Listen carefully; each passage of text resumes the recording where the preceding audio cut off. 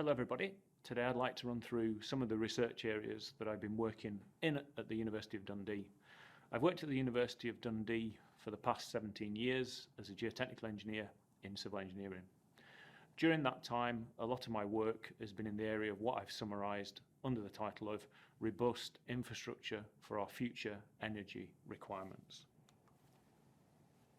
So here you can see some of the images broken down into 5 areas of interest that I've been focusing on.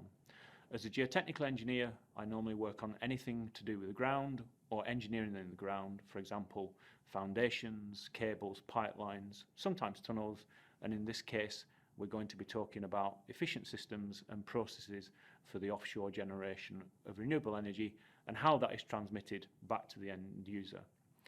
So in image number 1, you can see different innovative silent foundation anchor types that we've been developing for offshore wind and floating wind. In image 2, we then need to know how we can install these new solutions in the most efficient manner. That's particularly important when we're developing new foundations and appropriate equipment for installation. Image 3, once we've installed our foundations or anchors, we need specialist techniques for checking their capacity. And in image 4, we then have to transmit that electricity back to shore and protect it from fishing and anchoring by burying it in the seabed using massive offshore ploughs. Image 5, once we get back to the land, we then have to transmit the electricity over land from these remote generation centres in the sea to where that's needed in our conurbation centres. So I contribute to knowledge and understanding in all of these different areas linked by efficiency in renewable energy generation and electricity supply. This is initially for industry, but makes savings for the consumer and ultimately the wider future of our environment. Before I go into detail, I'd like to talk about, or say just a quick thank you for all the people that have contributed to the work that I'm showing here. Yes, I'm giving the presentation, but this is a team effort based on a large group of people, some of those in the past, that have moved on to their own successful careers in academia or industry. As the figure shows, this is also a global effort, and often our projects are working with different partners and universities in the UK, different industrial organisations in the UK. Also, we work with different organisations throughout the world. And I'd like to say a lot of our research is also directly for industry and working in partnership with industry. Many thanks to our past and current partners for their support and insight. So what do we do at Dundee that's different and special? Well, what we do is we take large offshore technical problems and we scale them down using our £5 million centrifuge facility. We make specialist scale models that behave in the same way as they would do at full scale. Also, with the help of my excellent colleagues, we apply advanced computational simulation techniques to investigate these complex offshore problems. Doing this in the lab or on a computer brings the benefit of control, and things are obviously much smaller and things are much cheaper when you do them in a laboratory setting compared to that at full scale. Looking at the kind of projects that we've worked on and the contributions that we've made, this is an example of a project based around developing efficient anchoring for farms of wave energy converters. We look at the bits in the ground, we don't look at the generation. So if you're going to connect to wave energy converters to the seabed, how do we actually anchor them? Particularly if we've got multiple of these devices.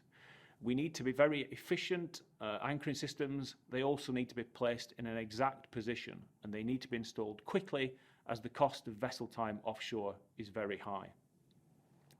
The image shows the new anchor type we developed in a scaled down form ready for sea trials.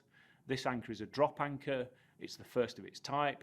They're very quick to install as it self-penetrates the seabed and we control the exact position of that.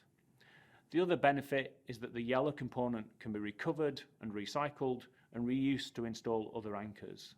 This allows much deeper and efficient anchoring and uses less steel. As well as anchoring, we work on foundations and foundations that double up as anchors. These can be used as foundations for classic offshore wind turbine foundations or future floating wind in deep water. Recently, we've developed new silent foundation techniques for installing wind turbines in deep water using screw piles.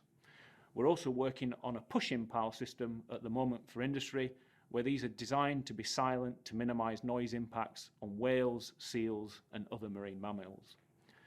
These are as an alternative to noisy power driving, where noise mitigation can be expensive, polluting and also difficult to achieve.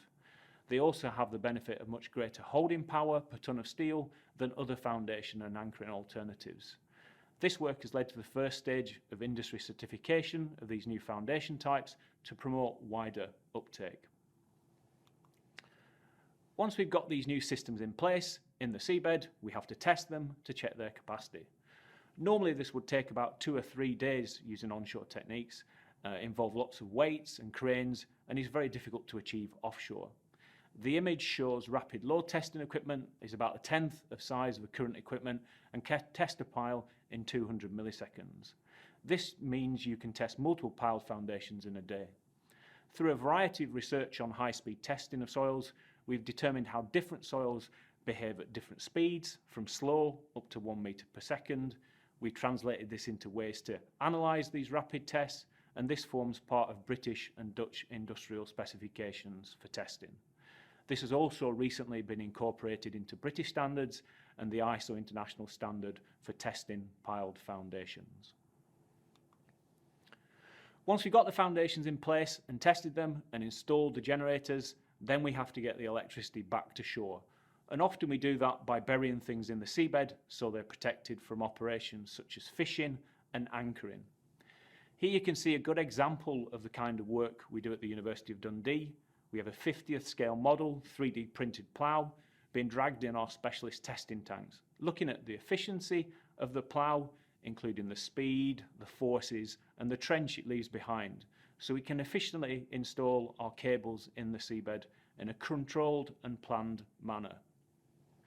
It is important that we can predict the behaviour and the time it takes, because it costs about £1 million to fill up the fuel tank in the towing vessel, and we could be looking at vessel costs of up to £200,000 per day. Work at Dundee has led to improved methods on how we predict the progress and performance of these massive underwater machines. Through the use of rapid prototyping and 3D printing, we can quickly modify plough designs before the multi-million-pound fabrication of a real full-scale plough, leading to immediate and long-term savings for the industry, but ultimately savings to the consumer like you and me. Looking at some of the current work we're doing at the moment, once we've got our cables back onto shore, we then have to transmit the electricity over land, and it's often coming from remote parts of the ocean, where we may not have existing connectivity, or where existing connectivity may have been installed in the 1930s. And it no longer has the capacity to carry the electricity from offshore renewable energy generation. So there is a need to update the cabling, which is unfortunately heavier, which puts greater loads on our structures, and eventually the foundations. Research at the University of Dundee is looking at trying to make more efficient foundations for electricity transmission pylons, and we're doing that with a view to reducing the amount of concrete or CO2 involved in construction and the upgrading processes. These pylons are often in remote areas, and they may require new access roads or access over peat bogs. If we can come up with newer, more efficient design methods that better replicate real behaviour, they may not have to upgrade as many foundations. Where they do upgrade, then we can design them such that they are more efficient. So here you can see in the middle the computer modelling of different foundation shapes, trying to see which is the best. And then we replicate that behaviour back in the laboratory to check the computational models are correct. This is done using our centrifuge systems, which you can see on the bottom of the image. Moving on to the future research, what are we going to do next, where and why? Offshore renewable energy is moving into deeper water. That's a particular challenge for different parts of the world, such as the United States, Japan and Australia. We'll continue to work on novel foundations and anchoring systems for floating wind and wave energy converters, and ultimately wave energy converter farms.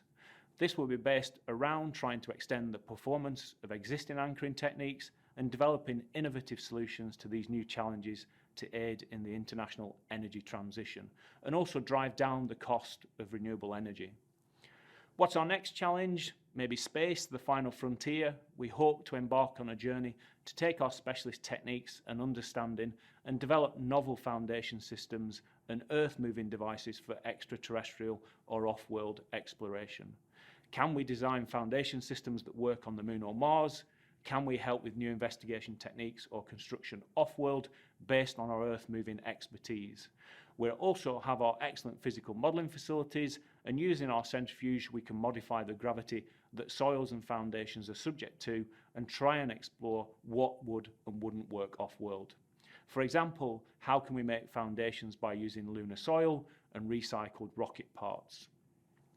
For geotechnical engineering to be successful in space and in the future will require us to tackle ultimate challenges for sustainable construction and material reuse. Thank you very much for listening. I'd be happy to answer any of your questions later.